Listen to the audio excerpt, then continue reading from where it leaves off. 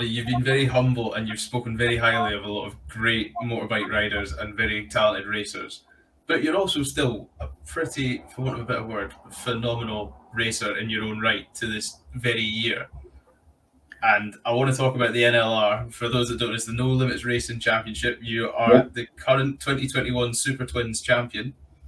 And as he said earlier, quite rightly, he came second in 8 races this year. What he's not told anybody yet is there's only 27 races in the season. 4 of them haven't even been run yet. And he's also got 4 wins and 2/3 to his name for this year. So, Roddy, you're pretty much on the podium for half the races, or over half the races before the season's even finished. And just remind everybody of your age again, just for... 58 years young. Apparently I'm having my second midlife crisis. I'm in my 3rd childhood. And age is just a number. Quite right. I think fitness, I've worked hard on the fitness. There's all sorts of things that I do between running. Did you say you've gone vegan? So you've gone vegan? Yeah, I did. Yeah. As I said, again, it's just helped. As I said, there's lots of more sort of veggie type of stuff that I can eat. I still don't produce a lot of saliva. Still very slow at eating. A few after effects, so the cancer stuff, and need to be a bit choosier with what I eat. Reflux and various other things, and said meat taken to digest, it's not great and stuff. So some of the things, it was the right thing to do. But fitness, do this British military fitness classes about 3 or 4 times a week. I'll go and run. Wife got me into, she had signed up to do a thing called the Fan Dance Race, which is across the top of the Brecon Beacons. I think it's 16 miles. It's, what do they do? It's the same route as the SAS use for their final selection process. This is proper hardcore. And as you said, there's some very hard men go and do this. Ex-special forces, ex-bloody army, ex-paras, ex-all sorts. And they rock up and they like to go and do this because this is what they put the SAS through as the final selection. So there's a cut-off time for it for 4 hours. Now, they've got to do it carrying a rifle and a backpack and bits and pieces. But as I said, I was just happy to do it under the 4 hours. So I managed to do it in 3 hours, 48 minutes.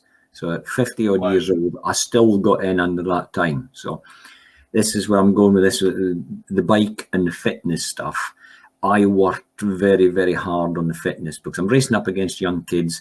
And as I said earlier on, it's an endurance event. I'm traveling to the circuit on a Thursday, getting set up on a Thursday night, practicing on a Friday, time qualifying, heats and whatever on a Saturday. And you've got to peak on a Sunday afternoon. And it's all peaks and troughs and adrenaline rushes, and as you said, you've got to produce results consistently over that period of time. So the fitness side we worked very hard on, and Susie was very good and sort of came and chased me along at all of these events. And as I said, took part in an awful lot of them myself. So it was good team effort. It is very much a team effort, and to get to that this year, I think again, very good people round about me. Nick Martin that helps me out. There's a lot of engineering stuff for me. His son's now racing in the CB500 class, so I help him. His name's Ricky Martin.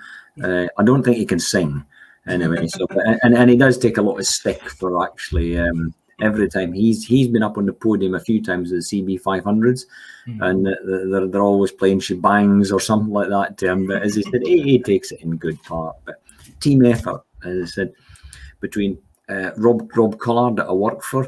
Fortunately, he understands the racing, and there are lots of things that he supports me with. Sometimes it's a bit of good advice. Sometimes it's a bit of good light-hearted piss taking, just because he understands the racing world. And I think there's a bit of when you were asking about films and things, TV series films, there's a couple of films you've got to watch, whether it's Talladega Nights or whether it's Days of Thunder, and there's a few one-liners in that, and where it's like Tom Cruise is all saying, "Yeah, I'm going to drop the hammer," And that's it. He's just going to go. Or the other guy gets up in the morning and says, yeah, he says, I'm so good. He says, I'm just pissing excellence. So, but there's so many different bits and pieces in it all, as I said. And Rob Collard gets it. He's been around the motor racing game all his life. His father was world hot rod champion, raced up at Cowdenbeath, and but Robert, as I said, multiple touring car winner. Won last year. They made the move into the British GT scene and won first time out. Won the British GT Championship, and he's now driving for a Mercedes, but Lamborghinis, Ferraris. As I said, Robert's not short of a bob or two. No. He's been a very successful businessman, and the pair of him and I rocked up at Snetterton to go to do a test that he was doing at the beginning of the year. Mm-hmm. And we looked round the paddock, and Robert had turned up with his very nice Range Rover, and we're looking round the paddock, and we both looked at one another and said, dear God, you know what? This is just another league. And as I said, there are people flying in their helicopters. There's people turning up with, as you said, very latest Aston Martins and Ferraris and everything else are all parked up in the pits. And this is just the runabout cars. Yeah. So it is another world. But he gets the racing thing, and he gets the need for speed. That's another line from a film there. I'm into Top Gun now. I might just start rattling them off and see how many I can get references for. Yeah. Rob's a bugger, because if he getting interviewed, he will try and drop in random words and things, just out of the blue, just that you don't expect. Completely random tangent. We used to play that as waiters. We used to do that. You have to get random words and you give them. Yeah. I've not done that yet, but unwittingly, this is going back to the 1980s. I had gone out, and there was me, Steve Hislop, the Dunlops, a few of us. We were all there and doing the Ulster Grand Prix. Mm-hmm. And I had been running top 3 in the 350 race of that, and then the clutch had exploded, and that was the end of that. So I never got to finish. So I was back at the paddock looking fairly pissed off, and local guy from Ulster Radio sticks a microphone under my nose and had gone, oh, you must be very disappointed with that. And I said, yes, I'm pretty pissed off. And he said, we're live here on Ulster Radio. And he said, so what are you going to do when you go back home? And I had said, just go back home. And this is my help out in the local farm. And now, what kind of farm is it? And I still don't know what possessed me to this day. But I said, it's a penguin farm. And he said, oh, Jesus, he said, I've never heard of one of them. I said, yes, I said, the breed penguins. And he said, what kind of penguins are they? I said, they're racing penguins. I says, and there was a bit of hesitation. I says, before you said that, I says, they sell them to the fishermen. I says, and they take them out on the boats. I says, because the weather up in the north of Scotland, I said, it's like the Irish Sea. I says, they can't fly pigeons. I says, so there's no homing pigeons. I says, so they train the penguins to come back into the harbour. I says, they've got a little clip on their wing. They drop them off the fishing boats and they time them how long it takes to come back. Oh, no, Jesus, I've never heard of that. Now, what kind of penguins are there? I said, well, you've got rockhopper penguins. I said, and king penguins and emperor penguins. I says, but I says, it's the emperor ones. I says, they're quite slick in the water. I says, they're quite fast. And it went on like this. But I didn't know at the time, it had gone out live on Ulster Radio. And this guy, again, no pun intended, but he swallowed hook, line and sinker. Oh. so yeah, that was a good one. Roddy, you're a mean man. You had someone going on like that. I wouldn't do that to you, Sam. I wouldn't do that. I love the thought of all of Ulster Googling or whatever they were doing in the 1980s, just searching through papers going, where's this penguin farm in the heart of Ulster? That's right, yeah. Do you know what you should do if you ever go back? You should open up a garage or something like that, and you have to name it the Penguin Farm or something. That's right, yes. Wow. Roddy, I can't believe it. Roddy, it's been 2 hours. I've taken up 2 hours of your time, and I feel really, really bad. And I feel like there's still so much more I could talk about. I've still got some iron brew left here. I'm still okay. let's keep going. We can keep going if you want. So you were talking about. I want to talk about your future plans before you go. And Yeah. like what does the future hold for you in terms of the world of motor racing still? Good question. Well put. I've got a lot of time and effort into the Super Twins that I've got. It's an engineering class. You can't buy the bike off the shelf.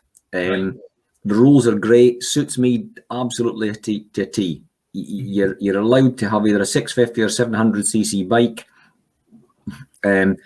Other than that, you're not allowed to turbocharge it or supercharge it, and it's got to run on normal pump fuel. But other than that, it's game on. You can do whatever you want. So there's lots of people all trying to make them go fast, and I'm one of them. And if I can get my bike to go through the speed trap as fast as some of the established stars, it doesn't matter whether I win the race or not, I'm more than happy with that. So I will continue on the same path with the Super Twins for next year. I love going to race at places like Scarborough, because that to me is going back to the real grassroots of racing, where we all turn up there, have a couple of beers and a bag of chips on a Friday night, and then we'll go and race and on the Saturday and Sunday.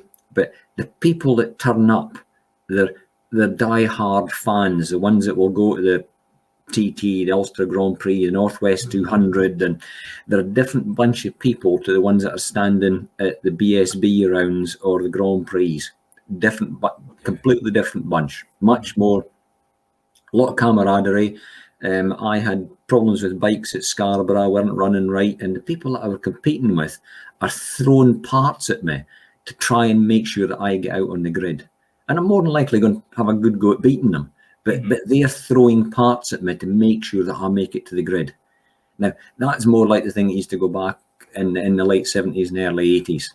And that's the kind of mindset of them all. So, as I said, people like Guy Martin and the Dunlops, and I think Lee Johnson and Peter Hickman, they do quite a bit of road racing. But they're also two riders that's also doing very well on the short circuits. Not many do well on both. Where Michael Dunlop, he's a roads man. He will do some of the short circuits and does reasonably well at it, but he doesn't excel on the roads. He absolutely excels. His name's Dunlop. What else is he going to do? No, a name like that, you better be good. Yes, that's right. At the very least, you need to be able to burn rubber. So, in answer to your question, what am I going to do next year? I'm going to certainly do the Scarborough races. I'm not going to go back and do a full-on championship year around either on Thundersport or No Limits or anything. And I'm going to pick and choose events that I want to go and do. So whether it's the support races to the TT in Isle of Man, whether it's some races in Belgium, specific road races, or whether it's, as I said, Scarborough, I will just pick and choose what I want to do and just go and have a good day. Just go and have a good weekend. As I said, with a load of like-minded idiots that want to go and do the same thing. That sounds like you're racing for you, and that sounds like a perfect way to sum it up and end it. I think you've nailed that.